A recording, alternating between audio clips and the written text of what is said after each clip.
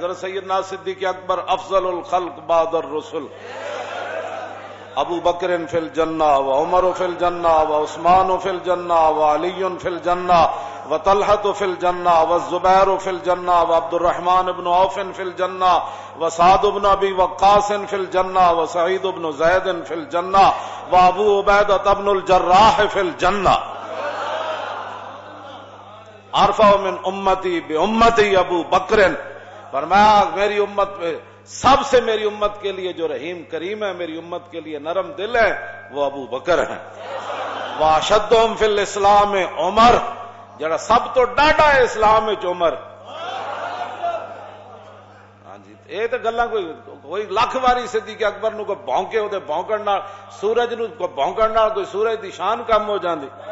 سورج جے چڑھیا ہوئے تے تھلوں کوئی کتا بھوں بھوں کرے تے سورج دی روشنی کو فرق آ جانا ہے۔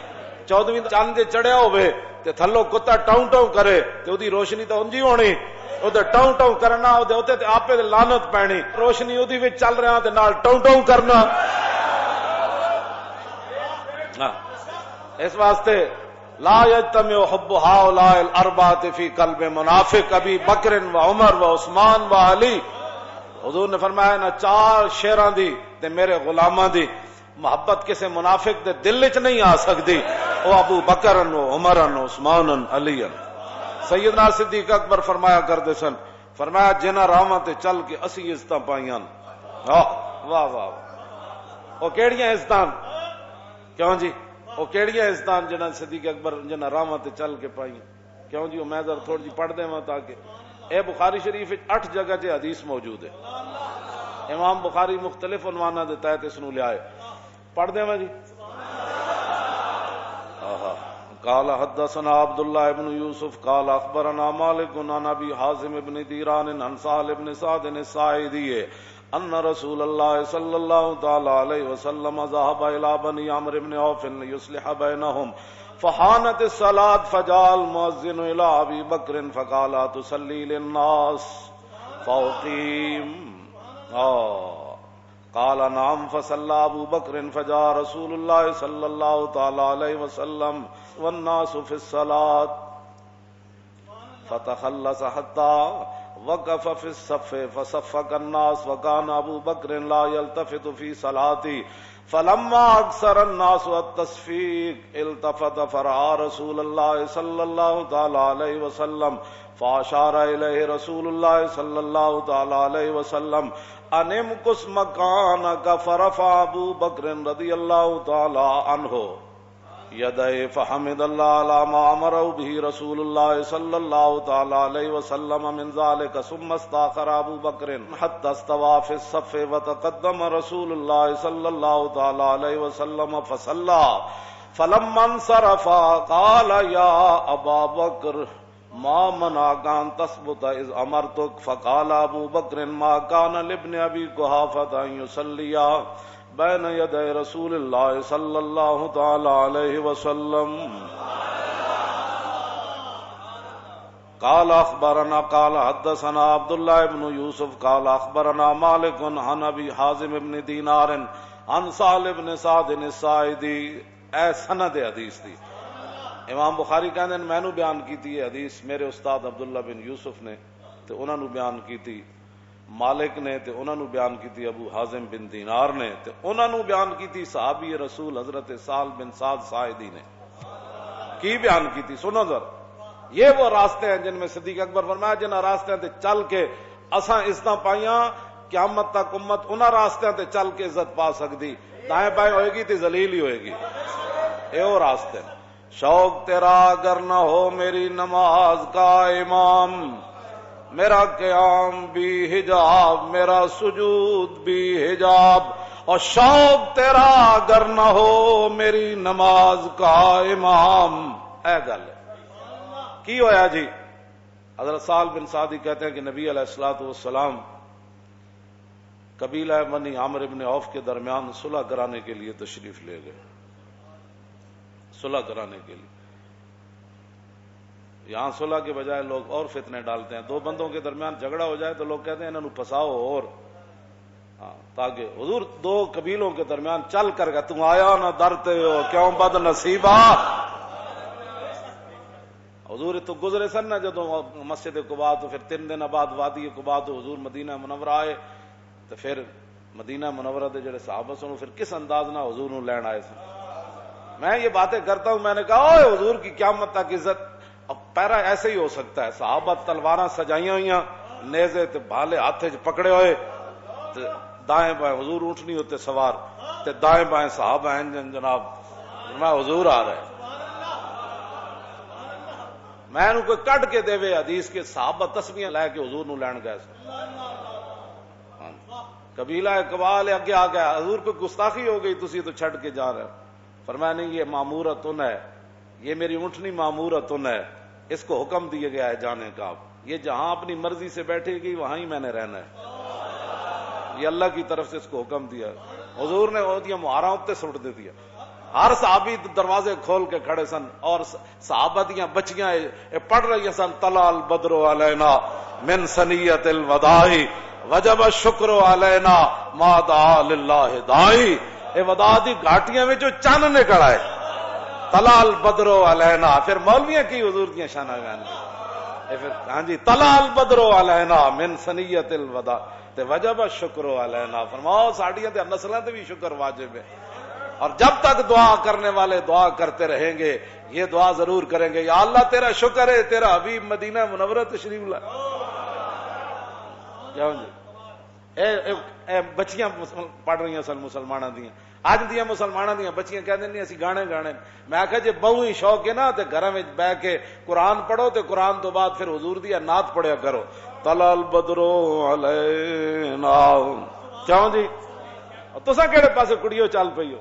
او کڑیاں قیامت نو پھر کی کہن گیاں تانوں؟ تساں کہڑے پاسے چلی ہو؟ اساں تا حضور آئے تے پھر دسو. ہاں جی وہ تے فرشتیاں نے بھی کان لا لے ہونے.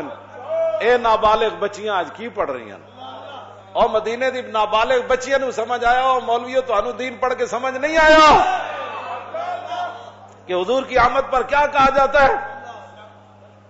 طلع البدر علینا یہ پڑھا جاتا ہے. حضور نے صحابہ نو بلایا، بھائی آپ چلیے. 3 دن حضور ہجرت کے بعد قباء شریف رہے، وہاں حضور نے مسجد تعمیر فرمائی.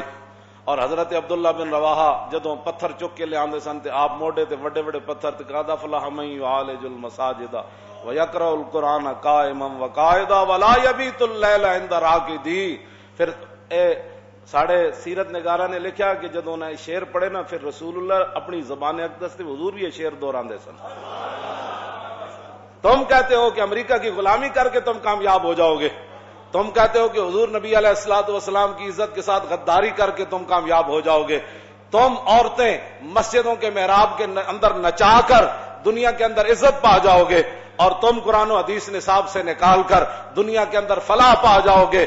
سنو رسول اللہ کے غلام نے شعر کیا پڑھے، اور اس زبان وہ زبان جس کو سب گن کی کنجی کہیں، اس زبان پر بھی یہ شعر جاری ہو گئے. حضرت عبداللہ بن رواحہ فرماتے ہیں قد افلح من یعالج المساجد.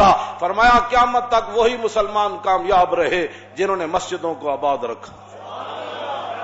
یا مسجدوں میں کڑیاں نچائیاں، اسی تے مسجد وزیر خان دی آبادی واسطے گئے. قد افلح من یعالج المساجد ویقرأ القرآن قائما وقاعدا. فرمایا قیامت تک وہ مسلمان کامیاب ہو گئے جو کھڑے کھڑے بھی قرآن پڑھتے رہے اور بیٹھے ہوئے بھی قرآن پڑھتے رہے. ولا یبیت اللیل عند راقدی. اور جب دنیا سو جائے تو پھر اٹھ کے نمازاں پڑھتے رہے، وہ کامیاب ہو گئے. قبیلہ بن عامر بن عوف کے درمیان حضور صلح کرانے کے لیے تشریف لے گئے. نماز کا ٹائم ہو گیا، حضرت بلال آ گئے. آئے کہ نہ کول صدیق اکبر کو. ان کو پتا تھا کہ رسول اللہ کے بعد جس نے اس مسلح پر کھڑا ہونا ہے یہی ہے. جب بلال ابو بکر کو آن، اور کس لیے آئے؟ نماز پڑھانے کے لیے آئے. اگر صدیوں بعد کسی کو ابو بکر کی امامت اور خلافت پر تکلیف ہے تو اپنی موت خود مر جائے، گٹر میں منہ ڈالے، ہمیں اسے کیا غرض ہے؟ کیوں جی؟ ہاں تو وہ تو صدیق اکبر کے پاس آئے، صحابہ ہزاراں، وہاں حضرت عمر بھی موجود، عثمان غنی بھی موجود، مولا علی بھی موجود، ابو ہریرہ بھی موجود، ابی بن کعب بھی موجود، ابو عبیدہ بن جراح بھی موجود، عبد الرحمن بن عوف بھی موجود، سعد بن ابی وقاص بھی موجود، سعید بن زید بھی موجود، اور ابو ذر غفاری بھی موجود. جنہاں دے بارے حضور نے فرمایا آسمان تے تھلے تے زمین تے اتے اج تک یہ جا سچا بندہ کوئی نہیں چلیا. یہ ساریاں شانہ والے موجود، لیکن حضرت بلال کو پتہ تھا کہ رسول اللہ جب ظاہری دنیا سے تشریف لے جائیں گے تو اس مسلح پر جس نے کھڑا ہونا ہے بلال پہلے کھڑا کر دے انہیں. فرمایا آپ نماز پڑھائیں گے؟ تاخیر ہو گئی حضور کے تشریف لانے سے، میں اقامت پڑھوں؟ فرمایا ہاں پڑھے اقامت. اقامت حضرت بلال نے پڑھی، صدیق اکبر نماز پڑھانے کے لیے کھڑے ہو گئے. فجاء رسول اللہ والناس فی الصلاۃ. صحابہ نماز پڑھ رہے تھے، اس دوران حضور جلوہ گر ہو گئے، حضور آ گئے. بخدا خدا کا یہی ادا. نماز صدیق اکبر پڑھا رہے ہیں اور پیچھے حضرت فاروق اعظم کھڑے ہیں، عثمان غنی کھڑے ہیں، حیدر کرار کھڑے ہیں، خالد بن ولید کھڑے ہیں، حضرت مسنہ کھڑے ہیں، حضرت شرحبیل کھڑے ہیں، حضرت درار بن ازور کھڑے ہیں. باقی صحابہ دا زیرہ پاندے سن نہ جنگ تے آپ قمیض بھی لا دیندے سن. تم آیا نہ ڈرتے ہو کیوں بد نصیبہ. یہ درار بن ازور بھی پیچھے کھڑے سن. جب رسول اللہ تشریف لائے، یہ بخاری شریف میں پڑھ رہا ہوں بغیر ترجمے کے ہے، والناس فی الصلاۃ فتخلص. جب حضور تشریف لائے تو صحابہ کو کیسے پتہ چلا حضور آ گئے؟ کوچا کوچا میں مہکتی ہے یہاں بوئے قمیص، اور یوسفستان ہے ہر ایک گوشہ کنان عرب. حضور جس گلی جو گزرے تازہ خوشبو آئی. جب تازہ خوشبو مسجد نبی شریف میں آئی تو صحابہ کو پتہ چل گیا حضور آ گئے. پچھلی صاحب سے حضور تشریف لائے، ایک صحابی ایسے ہو گیا، دوسرے ایسے ہو گیا، حضور آگے بڑھے آگے بڑھے، بڑھتے بڑھتے حضور پہلی صف میں تشریف لائے. یہ سارا کچھ نماز میں ہو رہا ہے. شوق تیرا اگر نہ ہو میری نماز کا امام، تیری نگاہ ناز سے دونوں مراد، تیری نگاہ ناز سے دونوں مراد، تیری نگاہ ناز سے دونوں مراد، اور تیری نگاہ ناز سے دونوں مراد، تیری نگاہ ناز سے دونوں مراد، تیری نگاہ ناز سے دونوں مراد، تیری نگاہ ناز سے دونوں مراد. جب پہلی صف میں تشریف لائے تو فصفق الناس، صحابہ اکرام رضوان اللہ تعالی علیہم اجمعین نے تصفیق شروع کر دی. جس میں بندے نو تصفیق دا معنی بھی نہ ہوئے اس مولویاں نال الجھے، تصفیق شروع کر دی. صفق کا یصفق کو تصفیق فاو مصفق. تصفیق یہ ہے، یہ یا یہ ہے، یہ اس کو کہتے ہیں اسلام کے اندر تصفیق. صحابہ نے ہاتھ مارے، صدیق اکبر نے متوجہ کر رہا ہے حضور آ گئے. یہ سب کچھ نماز میں ہو رہا ہے اور حضور کے سامنے ہو رہا ہے. اور بخاری دی حدیث ہے اصح الکتب بعد کتاب اللہ، یعنی اصح الکتب بعد کتاب اللہ. یہ ہے قرآن مجید کے بعد سب سے صحیح ترین جس کو کتاب کہا جاتا ہے وہ بخاری ہے. یہ 8 جگہ بخاری میں یہ حدیث موجود ہے. 8 جگہ امام بخاری نے لیا ہے مختلف عنوانہ دے تحت. نال اور صفحے بھی لکھے ہوئے فلانے فلانے صفحے ہوتے حدیث. کیوں جی؟ حضور جب پہلی وہ تصفیق بلند ہوئی نا مسجد میں، ایسے آواز بلند ہوئی، یہ سارا کچھ نماز میں ہو رہا ہے اور افضل الخلق آگے کھڑے ہیں اور امام الانبیاء صلح کروا کے تشریف لے آئے. وکان ابو بکر لا یلتفت. صدیق اکبر کی توجہ نہ ہوئی. فلما اکثر الناس التصفیق التفت. جب وہ آواز زیادہ بلند ہوئی تو صدیق اکبر نے ان آنکھوں کے کونوں سے پیچھے دیکھا پیچھے کیا ہو رہا ہے. اسی طرح جب التفتا، جب صدیق اکبر نے پیچھے توجہ کی تو فرآ رسول اللہ. نماز کے اندر پیچھے توجہ تک مطلب ہی کوئی نہیں پڑتا. پیچھے ہاں جی توجہ کی تو حضور کو دیکھا. اللہ فاشار الیہ رسول اللہ. صدیق اکبر انہی پاؤں پر پیچھے ہٹنے لگے. یہ سارا کچھ نماز میں ہو رہا ہے. شوق تیرا اگر نہ ہو میری نماز کا امام، بس اتنی بات. یہ سارا کچھ نماز میں ہو رہا ہے. اور جب پیچھے ہٹنے لگے تو فاشار الیہ رسول اللہ، نبی علیہ السلام نے انہیں اشارہ فرمایا انم کس مکانہ کا، فرمایا ابو بکر کھڑے رہیں اپنے مصلی پر نماز پڑھائے.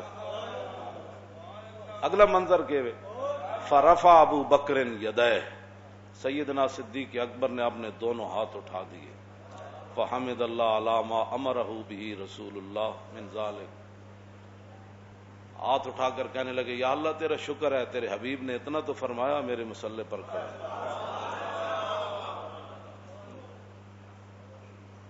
یا اللہ تیرا شکر ہے، تیرے حبیب نے اتنا تو فرمایا. رسول اللہ فرمایا ابو بکر میرے مصلی پر کھڑے رہیں، اگر کسی کو 1400 سال کے بعد ناراضگی ہے تو وہ حضور سے بات کرے. اگر کسی کو صدیق اکبر کے مصلی پر کھڑا ہونے پر ناراضگی ہے تو وہ صدیق اکبر سے بات مت کرے، وہ رسول اللہ سے کرے. ہم تو یہ کہتے ہیں کہ ان اللہ نظر فی قلوب العباد فلم یجد قلبا انقا من قلوب اصحابہ. حضور نے فرمایا اللہ نے ازل کے اندر ہر بندے کے دل کی طرف دیکھا اور میرے صحابہ کے دلوں سے بڑھ کر اس نے کوئی پاکیزہ دل نہیں پایا، اس لیے ان کو میری غلامی کے لیے چنا. بات ختم ہے. ثم استاخر استاخر یستاخر، کیوں جی؟ صدیق اکبر پیچھے آ گئے. ثم استاخر ابو بکر حتی استوى فی الصف، صدیق اکبر پہلی صف میں آ کر کھڑے ہو گئے. وتقدم رسول اللہ، حضور آگے بڑھ گئے مصلی امامت پر، حضور آگے بڑھ گئے صلی اللہ تعالی وصلی، باقی نماز حضور نے پڑھائی. اللہ فلما انصرف، جب حضور نے نماز مکمل کر لی تو قال یا ابا بکر ما منعک ان تثبت اذ امرتک، فرمایا ابو بکر جب میں نے کہا تھا کہ کھڑے رہو پھر پیچھے کیوں آئے؟ شوق تیرا اگر نہ ہو، وہ جانتے تھے، انہوں نے جو حضور کی عظمت اپنے ذہنوں میں بٹھا لی تھی نا، ان کو کبھی کوئی اور خیال ہی نہیں آیا. کبھی یہ تو گند جب ذہن میں ہو تو کیوں ایسے تھا تو پھر یہ ایسے کیوں ہوا، تو پھر ایسے تھا تو پھر ایسے کیوں ہوا. ساری زندگی حضور نے اسی لیے تو فرمایا کہ جس کو ساری زندگی میرے بارے میں شک رہا قبر میں وہ مجھے نہیں پہچان سکے. اسی کہندے اوئے آج لے ان کی پناہ. تاریخ لبیک کا ایک ہی مقصد ہے کائنات میں، رزق تو اس دار میں کتوں کو بھی مل جاتا ہے. ہمارا یہی مقصد ہے کہ حضور کی امت حضور سے انے واہ پیار کرے، اور کوئی مقصد کوئی نہیں، اتنا ہی ہمارا مقصد ہے، انے واہ پیار کر. جی حضور نے فرمایا جب میں نے کہا تھا تو پھر تم پیچھے کیوں آئے؟ آگے صدیق اکبر نے کیا عرض کی؟ ما کان لابن ابی قحافہ یصلی بین یدی رسول اللہ. حضور ابو قحافہ کے بیٹے کی جرت ہو سکتی تھی کہ آپ کے سامنے کھڑا ہو کر نماز پڑھائے؟